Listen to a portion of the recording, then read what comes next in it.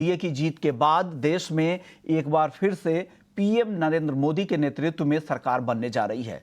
शपथ ग्रहण समारोह में कई वर्ल्ड लीडर शामिल होंगे। साथ ही सूत्रों के हवाले से जो खबरें मिल रही है उसके मुताबिक नई सरकार में मंत्रियों को लेकर फॉर्मूला तैयार हो गया है। पूरी डिटेल्स के साथ हमारे संवाददाता गौरव श्रीवास्तव जुड़ गए हैं। गौरव, सबसे पहले बताइए, कल शपथ ग्रहण है, मंत्री पद को लेकर क्या फॉर्मूला तय होता दिख रहा है, क्या खबरें मिल रही हैं आपको? बिल्कुल, देखिए, चूंकि इस बार का जो मैंडेट है वो इस तरह से है कि भारतीय जनता पार्टी को टीडीपी हो या इसके अलावा जेडीयू हो, इन सभी साथी दलों के साथ मिलकर बहुमत के आंकड़े को पार करना पड़ रहा है। ऐसे में मंत्रालयों का जो विवरण सूत्रों के मुताबिक से जानकारी मिल रही है वो इस प्रकार है कि जो बड़े मंत्रालय हैं, की पोर्टफोलियोज हैं, वो कोशिश करेगी कि बीजेपी वो अपने पास रखे। इसके अलावा नीतीश की पार्टी जेडीयू से के कोटे से 2 कैबिनेट मंत्री और 1 जो है वो राज्य मंत्री बनाए जा सकते हैं। इसके अलावा टीडीपी को अहम 4 से 5 मंत्रालय जो हैं उनके बन सकते हैं, मंत्री बन सकते हैं। इसके अलावा चिराग पासवान हैं, उनकी पार्टी को, लोजपा को 1 मंत्री पद मिल सकता है। तो अलग अलग जो दल हैं जो कि अलायंस में हैं, सभी की उम्मीदें हैं कि वो कोई ना कोई मंत्री पद मिलेगा। हालांकि बताया जा रहा है कि अभी शुरुआती तौर पर जो है वो कुछ महत्वपूर्ण मंत्रालयों के लिए जो है वो कैबिनेट मंत्रियों को पद एवं गोपनीयता की शपथ दिला दी जाएगी। उसके बाद प्रधानमंत्री के वापस आने के बाद जो है संभवतः आने वाले समय में मंत्रिमंडल विस्तार होगा, जिसके बाद अलायंस के अन्य साथियों को एकोमोडेट किया जाएगा। लेकिन बीजेपी की तरफ से भी कई नए चेहरे जो हैं इस बार आपको दिखाई पड़ सकते हैं।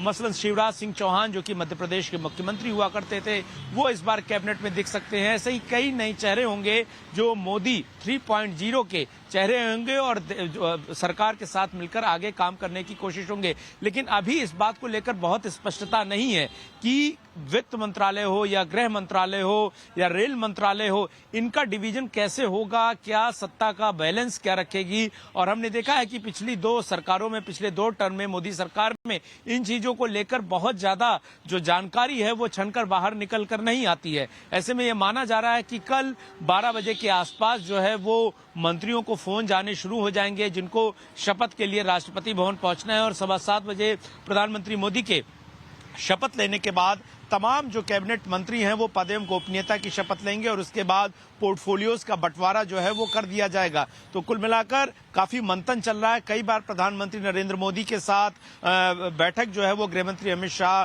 बीजेपी अध्यक्ष नड्डा और तमाम लोग कर चुके हैं और इस बात को लेकर मंथन चल रहा है कि कैसे नॉर्थ से साउथ तक लेकर सत्ता का जो सामंजस्य है वो पूरी तरह से बना रहे। क्योंकि इस बार प्रधानमंत्री मोदी को हमने सुना कि कैसे मोदी सरकार का नारा बदलकर अब इस बार एनडीए सरकार का नारा हो चुका और ऐसे में 5 साल तक सफलतापूर्वक सरकार चलाने के लिए पूरी कोशिश रहेगी कि जो अलायंस हैं उनकी इच्छाओं को भी पूरा किया जाए और साथ ही साथ सत्ता पर नियंत्रण भी बीजेपी जो है वो काबिज रख सके। और ऐसे में सबसे बड़े मंत्रालय जो माने जाते हैं उनमें गृह मंत्रालय हो, रक्षा मंत्रालय हो, वित्त मंत्रालय हो, इन मंत्रालयों पर कोशिश रहेगी कि संभवतः बीजेपी के ही सांसद जो है वो मंत्री बने। इसके अलावा रेलवे एक ऐसा मंत्रालय है जो हमने देखा है यूपीए शासनकाल में, वो भी जो सहयोगी गठबंधन के दल रहे उनके पास रहा कांग्रेस के साथ। और रेल एक ऐसा मंत्रालय जो उत्तर भारत के लिहाज से बहुत महत्वपूर्ण है। लेकिन अगर हम अर्बन डेवलपमेंट मिनिस्ट्री या आईटी मिनिस्ट्री, इस तरह के मंत्रालयों की बात करें तो हो सकता है कि यह मंत्रालय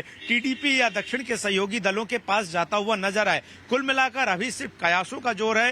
लेकिन जाहिर तौर पर कल 7:15 बजे शपथ होने के बाद जब प्रधानमंत्री पद एवं गोपनीयता की शपथ लेंगे बहुत कुछ साफ होगा। लेकिन हमें जो जानकारी मिल रही है 12 बजे के बाद ही मंत्रियों को जो है फोन कॉल्स जाना शुरू हो जाएंगे। और अगर मैं आपको लेटियन जोन की बात करूं तो तमाम सांसद जिनको बंगले अलॉट हैं और जो पहली बार सांसद बने हैं वो तैयार बैठे हैं इस उम्मीद में कि इस बार उन्हें मंत्रिमंडल में मौका मिल सकता है और वो देश के नेतृत्व का एक चेहरा बन सकते हैं। लेकिन फिलहाल कयासों का जोर लगातार जारी है। लेकिन प्रधानमंत्री मोदी के लिए बहुत बड़ी चुनौती इस बार रहेगी, खास करके इंफ्रास्ट्रक्चर के क्षेत्र में।